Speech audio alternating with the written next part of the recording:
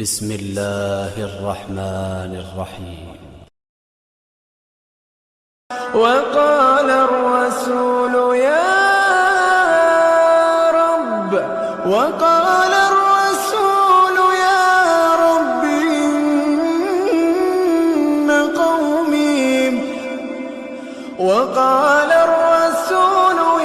رب إن قومي اتخذوا هذا القرآن مهجورا. إن الحمد لله نحمده ونستعينه ونستغفره ونؤمن به ونتوكل عليه ونعوذ بالله من شرور أنفسنا ومن سيئات أعمالنا. من يهده الله فلا مضل له ومن يضلله فلا هادي له ونشهد أن لا إله إلا الله وحده لا شريك له ونشهد أن محمدًا عبده ورسوله. يا أيها الذين آمنوا اتقوا الله حق تقاته ولا تموتن إلا وأنتم مسلمون. يا أيها الناس اتقوا ربكم الذي خلقكم من نفس واحدة وخلق منها زوجها وبث منهما رجالا كثيرا ونساء واتقوا الله الذي تساءلون به والأرحام إن الله كان عليكم رقيبا. يا أيها الذين آمنوا اتقوا الله وقولوا قولا سديدا يصلح لكم أعمالكم ويغفر لكم ذنوبكم ومن يطع الله ورسوله فقد فاز فوزا عظيما. أما بعد فإن خير الحديث كتاب الله وخير الهدي هدي محمد صلى الله عليه وسلم وشر الأمور محدثاتها وكل محدثة بدعة وكل بدعة ضلالة وكل ضلالة في النار. فأعوذ بالله من الشيطان الرجيم. بسم الله الرحمن الرحيم. وإن تعدوا نعمة الله لا تحصوها.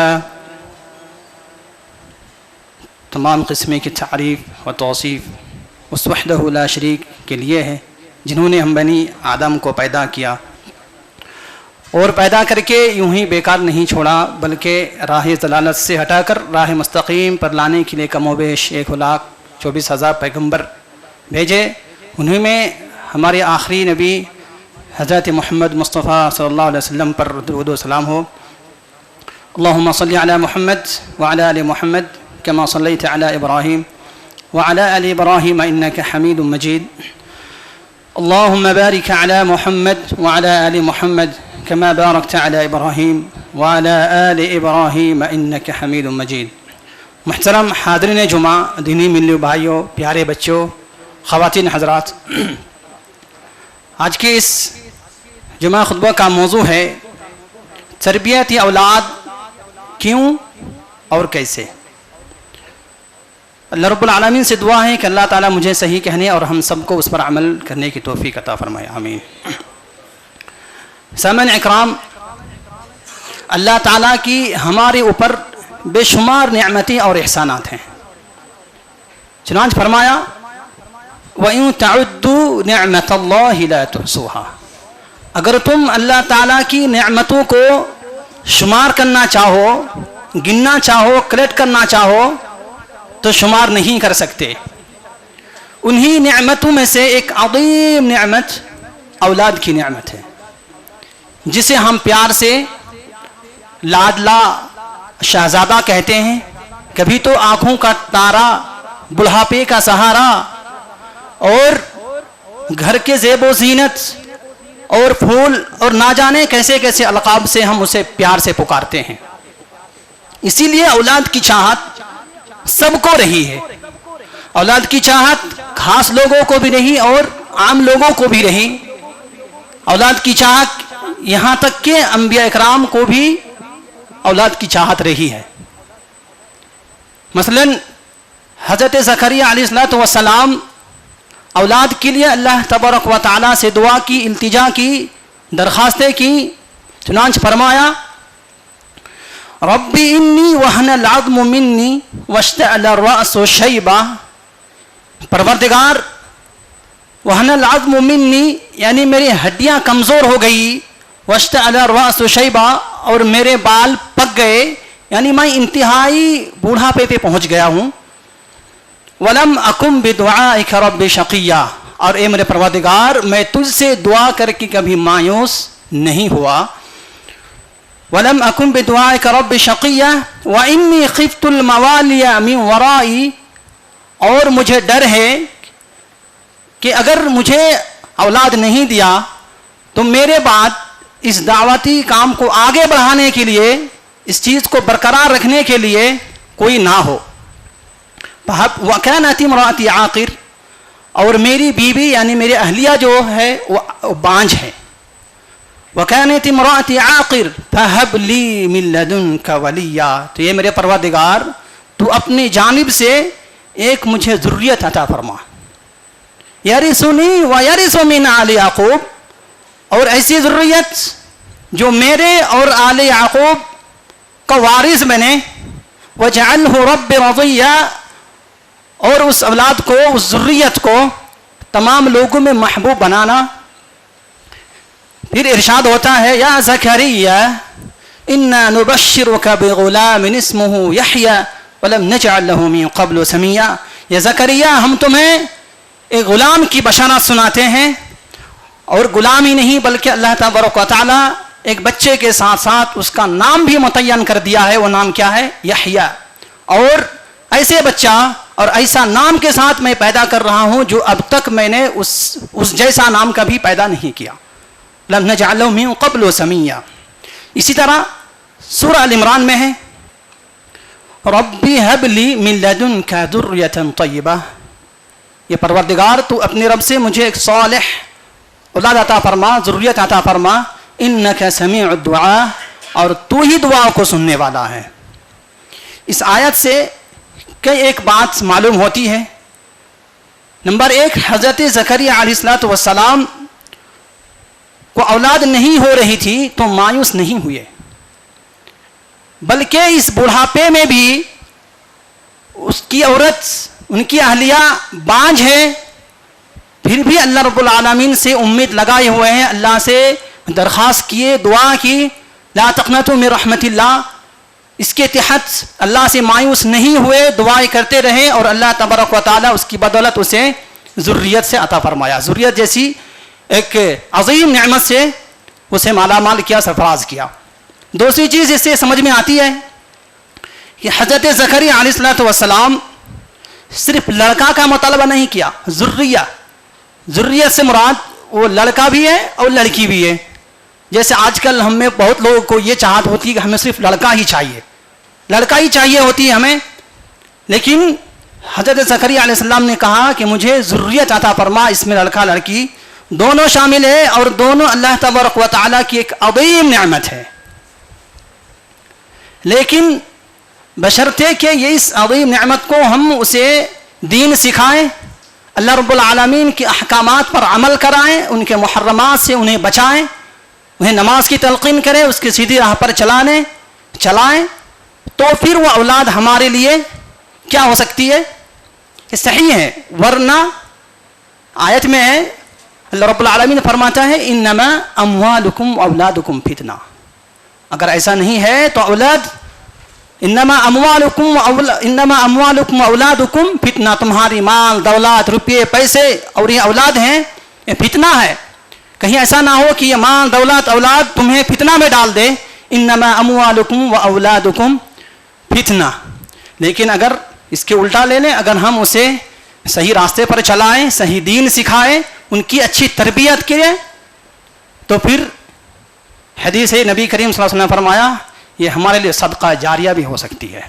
حدیث ہے اذا مات الانسان انقطع عنہ عملہ, جب انسان مر جاتا ہے, جب انسان فوت ہو جاتا ہے, دنیا سے گزر جاتا ہے, تو اس کا عمل کا رجسٹر بند ہو جاتا ہے, اس کا عمل منقطع ہو جاتا ہے. انقطع عنہ عملہ الا من ثلاثہ, مگر 3 ایسی چیز ہے کہ انسان مرنے کے بعد بھی اسے قبر تک اس سے فائدہ ملتے رہتا ہے. الا من ثلاثہ, اور صدقۃ جاریہ, صدقہ جاریہ, اور علم ينتفع به, ينتفع به ایسا علم جس سے لوگ فائدہ اٹھا رہے ہیں. او ولد صالح يدعو له, یہاں مراد, یہاں اس حدیث سے جو وضاحت کرنی مراد ہے ولد صالح, نیک اولاد ہے.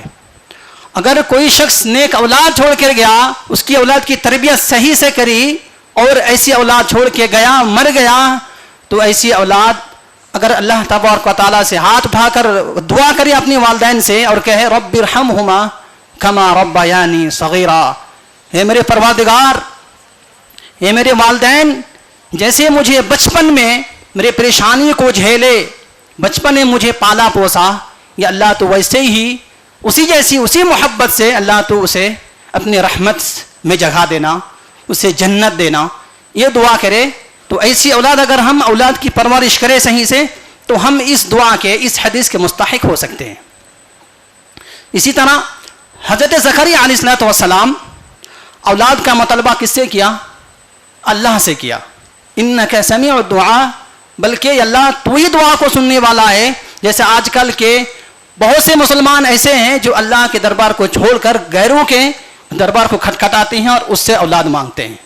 اللہ ہمیں اسے محفوظ کرے. اسی طرح حضرت ابراہیم علیہ السلام اللہ سے دعا کی رب هب لي من الصالحین, یہ رب ہمیں صالح اولاد عطا فرما. اللہ نے فرمایا فبشرناہ بغلام حلیم, تو ہمیں تمہیں ایک بردبار اولاد کی کیا سناتے ہیں؟ خوشخبری سناتے ہیں. مذکورہ بالا آیات سے تفصیل سے معلوم ہوا کہ اولاد اللہ تعالیٰ کی عطا کردہ ایک عظیم نعمت ہے. اس نعمت کی قدر کرنی چاہیے, اور وہ اس طور پر کہ ہم ان کو اسلامی تعلیم و تربیت پر زور دیں اور نار جہنم سے بچائیں. کیوں؟ اللہ تعالیٰ کا ارشاد ہے یا ایھا الذین آمنوا قوا انفسکم واہلیکم نارا, یا ایمان والو اپنے آپ کو بچاؤ اور اپنے اہل و عیال کو, اپنے خاندان کو بچاؤ. وقودها الناس, کس سے بچاؤ؟ آگ سے. وقودها الناس والحجارہ, اس آگ سے جس آگ کی ایندھن کیا ہوں گے؟ پتھر ہوں گے اور انسان ہوں گے. اس آیت سے معلوم ہو رہا ہے کہ ہر شخص پر فرض ہے, واجب ہے کہ اپنی بیوی اور اپنی اولاد کو عقائد, فرائض اور حرام کردہ چیزوں سے بچائے, اور احکام توحید پر اسے چلائیں.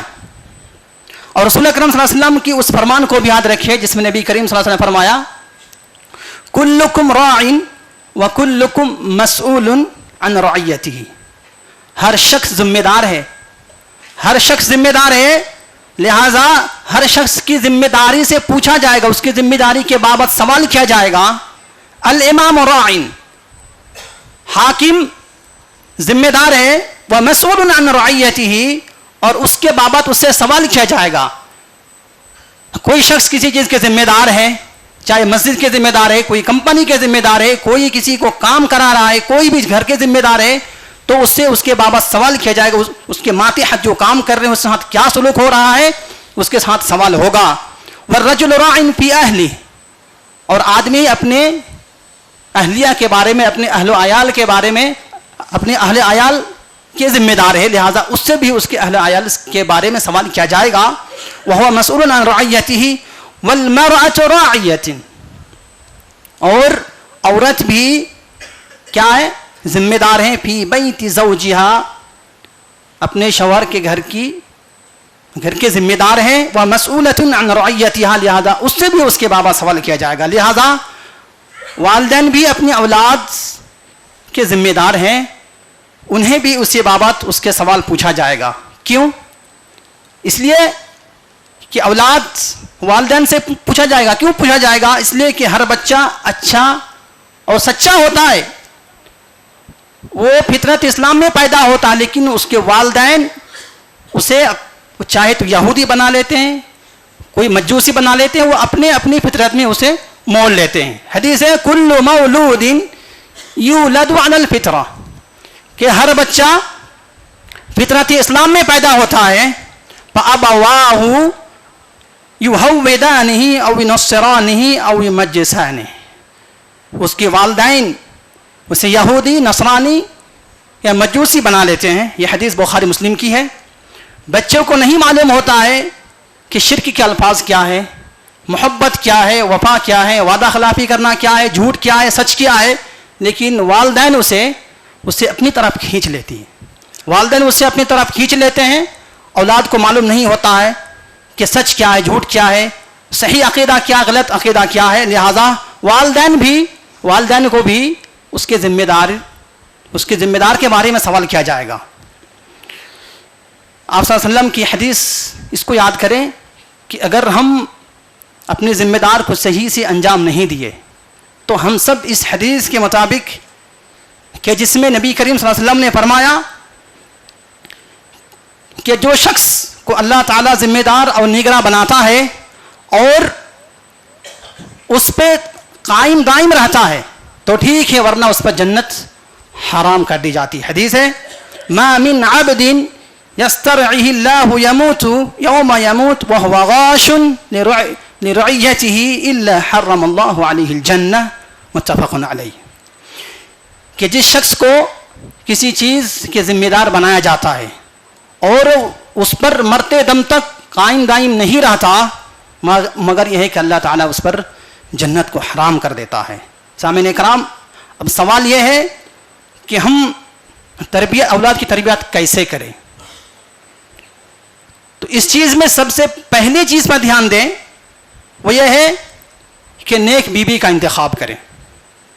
اولاد کی تربیت کے لیے سب سے پہلا جو پوائنٹ ہے وہ نیک بیوی کا انتخاب. اگر کوئی شخص اپنے لیے ڈھونڈنے جاتا ہے عورت تو اپنی بیوی، اچھی بیوی کا انتخاب کرے. اگر گارجین جا رہے ہیں تو اچھی بہو کا انتخاب کرے. یہ قول ہے حضرت ابو الاسود کا قول ہے. وہ اپنے بیٹوں سے مخاطب کرتے ہوئے فرمایا کہ بیٹے، میں تمہیں تمہارے بچپن اور جوانی سے پہلے تم پر بڑا احسان کیا ہے. ان کے بیٹے کہنے لگے ابو یہ میرے پیدائش سے پہلے یہ کیسا احسان؟ کہنے لگے کہ بیٹا تمہاری پیدائش سے پہلے میں تمہارے لیے اچھی ماں کا انتخاب کیا ہے. پتہ چلا کہ اولاد کی تربیت کے لیے اولاد کی پیدائش کے بعد نہیں بلکہ اس سے پہلے سے بھی شروع ہو جاتی ہے. اسی طرح حضرت عمر ابن خطاب رضی اللہ عنہ کے پاس ایک واقعہ ہوا. ایک شخص اپنے بچے کو کھینچ کر لے آیا اور کہنے لگا امیر المومنین یہ بچہ ہمارا حق ادا نہیں کرتا. عمر رضی اللہ عنہ کہنے لگے کیا بات ہے؟ تو بچہ یہ کہ قبل اس کے کہ عمر رضی اللہ عنہ اسے سمجھائے، وہ بچہ خود کہنے لگا امیر المومنین آپ یہ پہلے بتائے کہ میرے اوپر ان کا کیا حق ہے، یعنی ابو کا کیا حق ہے؟ کہا بات تو صحیح ہے، فطری سوال تھا کہ اولاد بعد میں والدین پہلے، تو والدین پر کیا حق ہے، والدین کا حق کیا ہے بچوں پر؟ تو عمر رضی اللہ عنہ کہنے لگے یہ ہے کہ تمہارا اچھا نام رکھے، اچھی ماں کا انتخاب کرے. بچہ جواب دیتا ہے امیر المؤمنین یہ میرے ابو میری اچھی ماں کا انتخاب نہیں کیا بلکہ انہوں نے ایک مجوسی عورت سے شادی کی اور میرا نام کیا رکھا؟ گبریلا رکھا. گبریلا بولے تو گوبر کا کیڑا جس کا کچھ معنی نہیں ہوتا، تو میرا نام گبریلا رکھا، اس لیے میں اسے اپنا حق نہیں دیتا. عمر رضی اللہ عنہ اسے سمجھا کے بھیج دیا اور بعد میں اس کے ابو کو بولے کہ تم تو اپنا حق ادا کیے نہیں، اوپر سے تم اپنے حق لینے کے لیے آ بیٹھے ہو، لہذا اسے سمجھا بجھا کے بھیج دیے. اب نیک بیوی کا انتخاب کے لیے حدیث ہے نبی کریم صلی اللہ علیہ وسلم نے فرمایا تنکح المرأة لأربع، کسی عورت سے شادی 4 چیزوں سے کی جاتی ہے، 4 چیزیں دے کر کی جاتی ہے. نمبر 1 لمالها، اس کے مال دولت، ولحسبها، اس کی حسب نسب یعنی ددھیال ہے ننھیال ہے، کیا وہ خاندان کیا اونچے، اس طرح دیکھی جاتی ہے. اسی طرح ولجمالها، اس کی خوبصورت دیکھی جاتی ہے، اس کی خوبصورتی دیکھی جاتی ہے. ولدینها، اور اس کے دین دیکھے جاتے. نماز پڑھتی کہ نہیں, اس کے خاندان میں نمازی ہے کہ نہیں, یہ ساری چیز دیکھی جاتی ہے. فاظفر بذات الدین, تو لہٰذا یہ چاروں چیزوں میں تم اولیت حاصل کس کو دو؟ دین کو حاصل دو. فاظفر بذات الدین تربت یداک, اگر تم نے دین کو ترجیح نہیں دی تو تمہارے ہاتھ کو مٹی لگے, یعنی تمہارا خسارہ ہو, تمہیں بعد میں افسوس کرنا پڑے گا. اس لیے ہمیں دین کو ترجیح دینی چاہیے. اور نبی کریم صلی اللہ علیہ وسلم دوسری حدیث میں فرمایا الدنیا کلھا متاع, دنیا کی تمام چیزیں سامان ہے. وخیر متاع الدنیا, اور بہترین دنیا کے سب سے بہترین چیز, بہترین سامان وہ کیا ہے؟ المرأۃ الصالحہ, نیک بیوی ہے. اسی لیے ہمیں نیک بیوی کا انتخاب کرنا چاہیے. یہ اولاد کی تربیت کے لیے پہلا پوائنٹ ہے کہ نیک بیوی کا انتخاب کرنا. اب آتے ہیں دوسری چیز, نیک اولاد کے لیے دعا کرنی چاہیے. ہم کرتے کیا ہیں کہ نیک اولاد کے لیے دعا نہیں کرتے. نیک اولاد کے لیے دعا بھی کرنا چاہیے. جیسے ابراہیم علیہ السلام نے نیک اولاد کے لیے دعا کی, زکریا علیہ السلام نے نیک اولاد کے لیے دعا کی, اس طرح ہمیں نیک اولاد کے لیے دعا کرنی چاہیے. لیکن آج کل کی عورتیں کیا ہوتی ہیں کہ ہمیں بس ایک چاند سا لڑکا چاہیے, چاند سا بیٹا, سندر لڑکا چاہیے. ذرا بتائیے کہ چاند سا خوبصورت لڑکا ہو جائے, چاند کا کیسا دھبا رہتا, دیکھنے میں کیسا لگے گا؟ تو ہمیں کالا ہو, گورا ہو, کیسے بھی ہو, ننگڑا ہو, لولا ہو, لیکن صالح اولاد کی دعا کرنی چاہیے. دیکھیں حضرت ابو لہب کو دیکھیں کہ ابو لہب بہت خوبصورت تھے, آنکھیں بڑی بڑی تھی, لال, جب غصے لال ہو جاتی تھی آنکھیں, بہت خوبصورت. لیکن نبی کریم صلی اللہ علیہ وسلم نے کیا فرمایا ان کے بارے میں کہ ابو لہب جہنمی ہے. اور ادھر دیکھیں حضرت بلال رضی اللہ عنہ کے بارے میں دیکھیں, اتنے خوبصورت نہیں تھے. ان کے بارے میں کہا جاتا ہے کہ کالے تھے, ہونٹے بہت موٹے موٹے تھے, دیکھنے میں اتنی خوبصورت نہیں تھے. لیکن نبی کریم صلی اللہ علیہ وسلم جب معراج گئے تو جنت میں کیا دیکھے کہ نبی کریم صلی اللہ علیہ وسلم کے آگے جوتے کی آواز آ رہی ہے. وہ آواز کس کی تھی؟ حضرت بلال رضی اللہ عنہ کی. تو پتہ چلا کہ ہمیں نیک اولاد کی دعا کرنی چاہیے. یہ نہیں کہ خوبصورت اولاد کے لیے دعا کریں, اور اولاد بھی ایسی ہونا کہ بس صرف لڑکا نہیں بلکہ جو بھی ہو, لڑکا لڑکی یہ دونوں اللہ تعالیٰ کی عظیم نعمت ہے. اسی طریقے سے اب تیسرے نمبر پہ آئے کہ وہ کیا ہے کہ بچوں کو نماز کی تلقین کرے. بچوں کو نماز کی تلقین کرے. ارشاد باری تعالیٰ ہے وَأْمُرْ أَهْلَكَ بِالصَّلَاةِ وَاصْبِرْ عَلَيْهَا, یہ نبی آپ نماز پڑھے, نماز کا حکم دیں, وَاصْبِرْ عَلَيْهَا, اور اس پہ جمے رہے. مزید فرمایا, آپ صلی اللہ علیہ وسلم نے فرمایا مُرُّوا أَوْلَادَكُمْ بِالصَّلَاةِ وَهُمْ أَبْنَاءُ 7 سنين, اپنی اولاد کو نماز کا حکم دو جب وہ 7 سنین 7 سال کے ہو جائے. وَاضْرِبُوهُمْ, اور اسے مارو. وَاضْرِبُوهُمْ عَلَيْهَا وَهُمْ أَبْنَاءُ 10 سنين, اب جب 10 سال کے ہو جائے تو اسے مارو. یہ مارنے کا حکم دیا ہے. اور حضرت ابراہیم علیہ السلام دعا کیے رَبِّ اجْعَل لِّي مُقِيمَ الصَّلَاةِ وَمِن ذُرِّيَّتِي, یہ میرے رب مقیم الصلاۃ, مجھے نماز بنا اور میرے ذریت کو بھی نماز کی پابندی کر. اسی طرح اولاد کی تربیت کے لیے جو 5واں پوائنٹ ہے, اپنی لخت جگر کو وقت دیں. ہم اپنی اولاد کو وقت دیں, سارا کاموں کاج چھوڑ کر کچھ ایسا وقت بھی نکالیں اپنے زندگی میں کہ ہم اپنے اولاد کو ٹائم دیں, اس سے باتیں کریں, کیا خواہش ہے, کیا چیز ہے. نبی کریم صلی اللہ علیہ وسلم اپنے بچوں سے بھی کھیلا بھی کرتے تھے نا, اس سے کچھ باتیں, کچھ کھیلے, کچھ باتیں کریں, اس کی کیا خواہش ہے اس کی پورے کریں. یہ چیز بھی ہے. والدین اپنے طرز گفتگو میں چینجنگ لے کے آئے, کیونکہ بچے سیکھتے ہیں. بچے مثل پودا کی طرح ہے, وہ جیسے آپ کی طرز گفتگو, جیسے آپ بات کریں گے, اگر آپ کی سوچ منفی ہے تو منفی چیز کو لیں گے, اگر آپ کی سوچ پازیٹیو تھنکنگ ہے تو اسی طرح وہ بچے بھی لیں گے, اور باہر جا کے اسی طرح مطلب ایکٹیویٹی دکھائیں گے, اسی طرح کام کریں گے. لہٰذا اپنی اولاد کو اس کے سامنے جو گفتگو کا انداز بدلیں, اچھی گفتگو کریں. اسی طرح نبی کریم صلی اللہ علیہ وسلم نے ایک بچوں کو چند بنیادی جو باتیں نصیحت کرتے ہوئے فرمایا. ویسے تو بہت احادیث ہیں لیکن ایک مختصر ایک جامع حدیث ہے. میں وہ ذکر کرنا چاہتا ہوں. حضرت عبداللہ ابن عباس رضی اللہ عنہ کا بیان ہے کہ میں ایک دن رسول اکرم صلی اللہ علیہ وسلم کے سواری کے پیچھے بیٹھا ہوا تھا.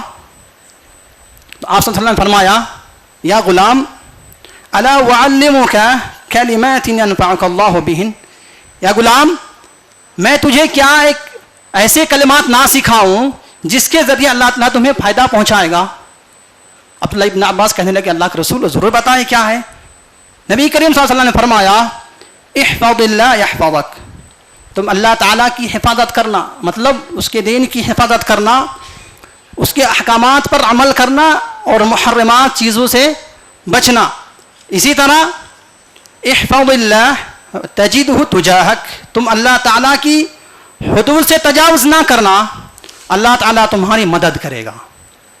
اذا سألت فاسأل اللہ، اسی طرح فرمایا اذا سألت فاسأل اللہ، یہ بچے جب تم کسی چیز کو مانگو، کسی چیز کی ضرورت ہو، اذا سألت فاسأل اللہ، تو اللہ سے مانگنا. اور فرمایا وَإِذَا اسْتَعَنْتَ فَاسْتَعِنْ بِاللَّهِ، اور جب کسی چیز کی مدد طلب کرو تو اللہ سے مدد طلب کرو.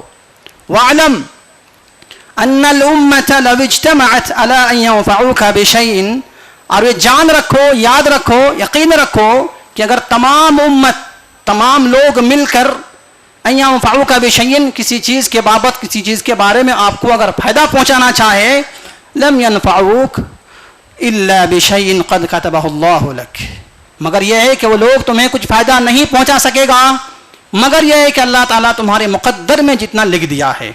اسی طرح وَإِنِ اجْتَمَعُوا عَلَىٰ أَن يَضُرُّوكَ بِشَيْءٍ لَمْ يَضُرُّوكَ إِلَّا بِشَيْءٍ قَدْ كَتَبَ اللَّهُ عَلَيْكَ. اسی طرح اگر تمام لوگ جم جائے، تمام لوگ اکٹھا ہو کر اگر تمہیں کچھ نقصان پہنچانا چاہے تو تمہیں نقصان نہیں پہنچا سکتا الا کہ اللہ تبارک و تعالیٰ نے تمہارے مقدر میں جتنا نقصان ہونا لکھ دیا ہے. آگے فرمایا رفعت القلم وجفت الصحف، قلم اٹھا لیے گئے، مطلب یہ ہے کہ تقدیریں لکھ چکی ہے، لہٰذا ان تمام چیزوں سے مت گھبراؤ، مت ڈرو، کسی کے پیچھے چاپلوسی یا کسی کے پیچھے نہ لگے رہو. آگے فرمایا تعرف الی اللہ فی الرخاء یعرفک فی الشدہ، تم اللہ تبارک و تعالیٰ کو خوشحالی میں یاد کرو تو اللہ تبارک و تعالیٰ تمہیں دکھ میں، پریشانی میں تمہیں یاد کرے گا، یعنی تمہارے ساتھ دے گا، تمہاری مدد کرے گا. اسی طرح فرمایا وَاعْلَمْ أَنَّ النَّصْرَ مَعَ الصَّبْرِ وَأَنَّ الْفَرْحَ مَعَ الْكَرْبِ، جان لو مدد صبر کے ساتھ ہے اور ہر پریشانی کے بعد خوشحالی یقینی ہے. آخر میں فرمایا وَأَنَّ مَعَ الْعُسْرِ يُسْرًا، اور ہر تنگی اور آسانی آسودگی لاتی ہے، ہر پریشانی کے بعد آسانی ضرور ہے. اللہ رب العالمین سے دعا ہے کہ اللہ تعالی ہمیں اپنی اولاد کو صحیح تربیت کرنے کی توفیق عطا فرما، آمین. بارک اللہ لنا ولکم فی القرآن العظیم ورفعنا وإیاکم بالآیات والذکر الحکیم، انہ تعالی جواد کریم ملک بر رؤوف رحیم.